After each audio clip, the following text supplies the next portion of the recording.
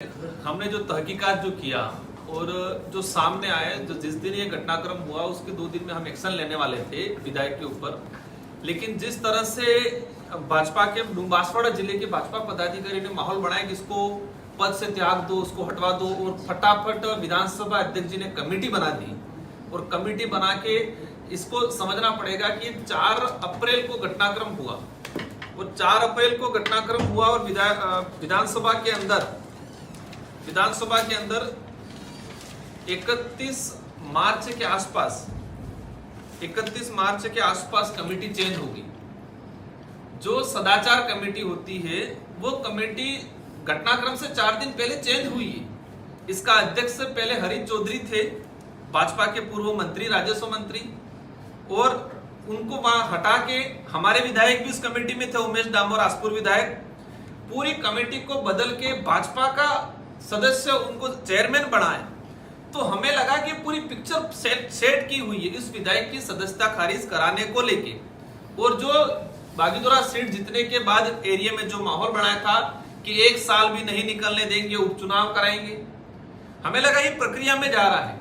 विधायक से हमने चर्चा की, हमारे साथी जेल के अंदर मिलने गए, कुछ चर्चा हमारे साथियों ने की। इस सारी चीजों से लगा कि ये तो प्री प्लान हो रहा है ताकि हम कुछ एक्शन ले, उसको भी आधार बनाए। आज आप देखते होंगे कई विधायक राजस्थान के अंदर 1952 से लगा के आज तक 3500 के आसपास विधायक चुनाव के दौरान बने, इसमें कई साथी रिपीट हुए। तो मैंने जो आंकड़ा निकाला है 2500 के आसपास विधायक बने और पहली बार राजस्थान के इतिहास में किसी विधायक को ट्रैप किया, और वो भी आगे से भाजपा की सरकार में भाजपा के विधायक प्रत्याशी ने करवाया। तो प्री प्लान हमें लगा कि इस विधायक की सदस्यता खारिज करवाए ताकि बागीदोरा के अंदर दोबारा उपचुनाव कराए। ये भाजपा के नेताओं की प्लानिंग है और इसीलिए ये एरिया में पूरा प्रोपेगेंडा किया जा रहा है। ये चुनाव की तैयारी कर रहे हैं, मतलब बागीदोरा की जनता के साथ खिलवाड़, उनके मत का कोई वैल्यू नहीं समझ रहे, भाजपा के लोकतंत्र की हत्या करने का प्रयास। इसलिए हमने डिसाइड किया है कि हमारी कमेटी जो गई है 3-4 दिन के अंदर इसमें रिपोर्ट पेश करेगी, प्रेस कॉन्फ्रेंस एक बार दोबारा होगी, और जो चीज है उस आधार पे हमारी कमेटी कुछ दिनों बाद विधायक पे कुछ कार्रवाई भी करेगी। लेकिन हमारा मेन फोकस यही है कि उसकी सदस्यता खारिज कराने के लिए सारे भाजपा के लोग लगे हैं और वो हम नहीं होने देंगे। सर, आपने नाम तो दिया षड्यंत्र, लेकिन किसके नाम नहीं दिया आपने? सब जानते, बागीदोरा, बांसवाड़ा, डूंगरपुर की आम जनता के जबान पे है। क्या हुआ हमने भी नहीं कहा है, उन्होंने ही कहा है कि 1 साल के अंदर उपचुनाव करा लेंगे। क्यों आज मंच साझा, क्यों मंच, बड़े बड़े बैनर पोस्टर, क्यों? एसीबी ने कार्रवाई की, एसीबी तय करेगी, एसीबी का कोर्ट है, एसीबी का जज है, ये जज बन रहे, यही कोर्ट बन रहे, मंच लगा के कोर्ट लगा रही है, ये खुद जज बन रहे, इसको ये करेंगे, इसको तुरंत तत्काल हटाओ, ये कौन होते हटाए? तो इससे ये सारा सामने आ रहा है कि प्री प्लान प्रोपेगेंडा था, वो जनता जानती है। हमारे पास जब एविडेंस आ रहा है, हमारी जांच कमेटी जांच कर रही है, एविडेंस जिस दिन मिल जाएगा, और हम लेटर लिख रहे हैं कि रामनिवास मीणा और उसका बेटा रविंद्र, उन दोनों की कॉल डिटेल निकाली जाए। डूंगरपुर बांसवाड़ा के कितने नेता उनके संपर्क में थे?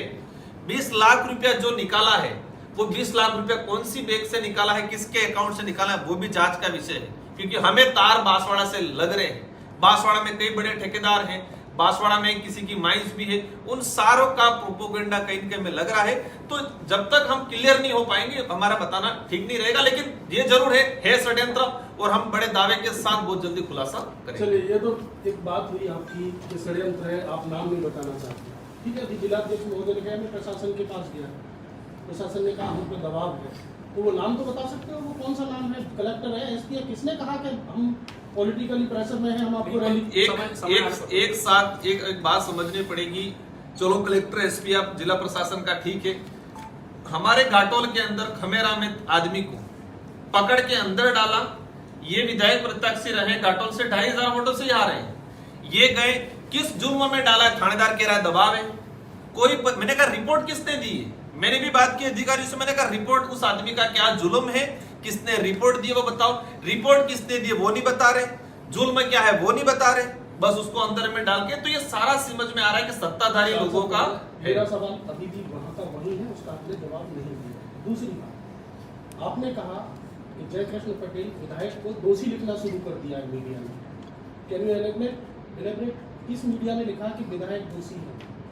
इतना तो मीडिया वाला हर आदमी जानता है कि दोषी और आरोपी में डिफरेंस होता है। किस मीडिया ने लिखा?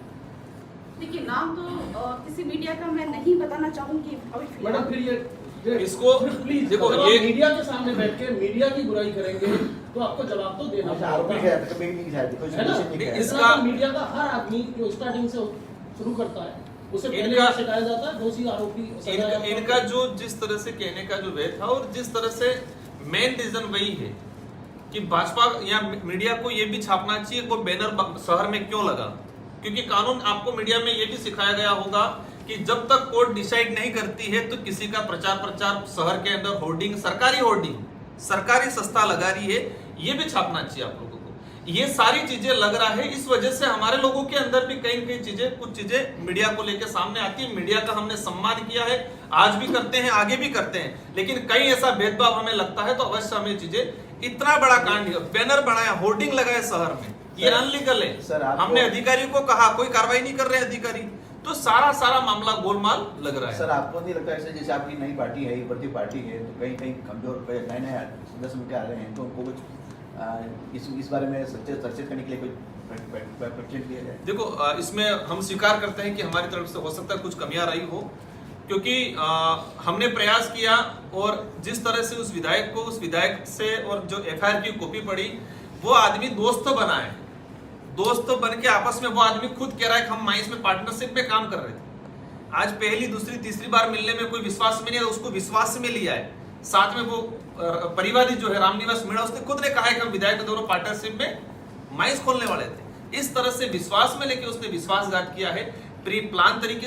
ये सारा एक ही मामला है कि उसकी सदस्यता खारिज कराना, बाकी कोई मामला नहीं है। और इसलिए आनंद फानन में 4 अप्रैल को कार्रवाई हुई। इससे 4 दिन पहले कमेटी चेंज हुई, हमारा विधायक सदस्य उसको हटा लिया, चेयरमैन को हटा लिया, प्री प्लान तरीके से अध्यक्ष जी फटाफट डिसीजन ले रहे हैं, ये पूरा। लेकिन हमें न्यायालय पे भरोसा है और अवश्य इन मामलों को लेकर न्यायालय में हम जीतेंगे।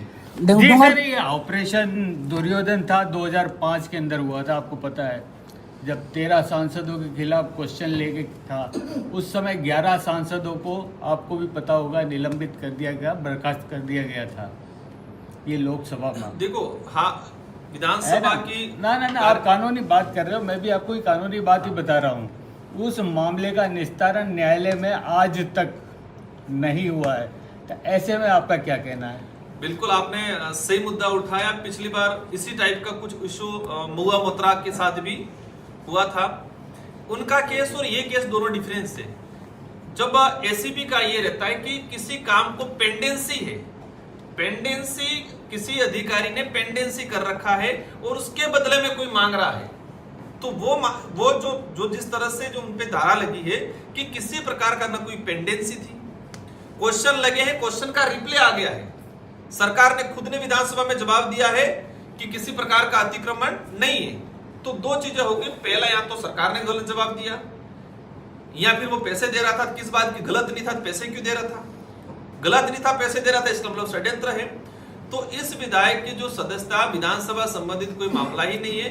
और पूरी एफआईआर के दौरान कहीं पर भी विधायक ने ये कॉल रिडल का जो हवाला दिया है, कहीं पर भी विधायक ने ये नहीं कहा है कि आप इतने पैसे दो, मैं तुम्हारा विधानसभा में क्वेश्चन हटा लूंगा। ये कहीं वर्ड एफआईआर की कॉपी में नहीं आया है। किसी ने बयान दिया बात अलग है, लेकिन एफआईआर की कॉपी में ये चीजें नहीं आई है। और नहीं विधानसभा में क्वेश्चन पेंडिंग था, क्वेश्चन के रिप्ले आ चुके। जी, एक सवाल और है, मेरा अंतिम सवाल है आपसे। क्या ये जो अभी प्रक्रिया है सारी चल रही है, इस प्रक्रिया के दौरान अभी आप लोग भी बोल रहे हैं, आपकी भी भाषा, कांग्रेस की भी भाषा एक जैसी नज़र आती है कि जब सरकार बदलेगी या हमारी सरकार आएगी, इसका मतलब क्या आप लोग भी प्रशासन को इसी तरह दबाव में लेंगे? हमने नहीं, आप मान रहे हो ना, बीजेपी प्रशासन को दबाव में ले रही है। सुनिए, हाँ। बीजेपी प्रशासन को दबाव में ले रही है, आपने मान लिया। मैं नहीं मान नहीं, रहा हूँ, आपने मैं मान तो लिया। आप जो कह रहे हो वो कह रहा हूँ। मैं आपसे ये कह रहा हूँ कि आप लोग मैंने आप लोगों ने, मैंने नहीं कहा, आप लोगों ने कहा हमारी सरकार आएगी। मैं उसके ऊपर, आज की तारीख में बीजेपी हम तो सरकार के ऊपर दबाव बना रही है। हमने सकारात्मक पॉलिटिकल, हमारी जो आइडियोलॉजी विचारधारा है, उस विचारधारा में ही यही है कि जियो और जीने दो का नारा है। पिछली बार मैं भी विधायक रहा हूं। अब 84 में किसी एक सिंगल कर्मचारी, किसी एक सिंगल पदाधिकारी या किसी एक सिंगल अधिकारी को, ये हम सागवाड़ा में हमारे विधायक जीते, हमने कभी भी दुरुपयोग, सत्ता का दुरुपयोग नहीं किया है और न ही भविष्य में सत्ता का कभी दुरुपयोग किया जाएगा। जी और जीने दो, मानवतावादी विचारधारा के साथ हम लोग चलने वाले हैं। नहीं तो ये एक तरह से आप लोग चुनौती दे रहे हो कि हमारी सरकार आ गई तो तो ऐसा सरकार कहाँ से जो आ सकती बनवासी करेगा, जो आज एक अधिकारी है उसकी जिम्मेदारी है कानून की पालना करना, लेकिन जो अधिकारी कानून की पालना नहीं कर रहा है, इसकी किसी का कोई रिपोर्ट नहीं, उसको क्या अधिकार है किसी को थाने में ले जाके उसको कूटना मारना पीटना? ऐसे अधिकारियों को अवश्य हम नहीं करे जनता जरूर सबक सिखाएगी वक्त आने पे।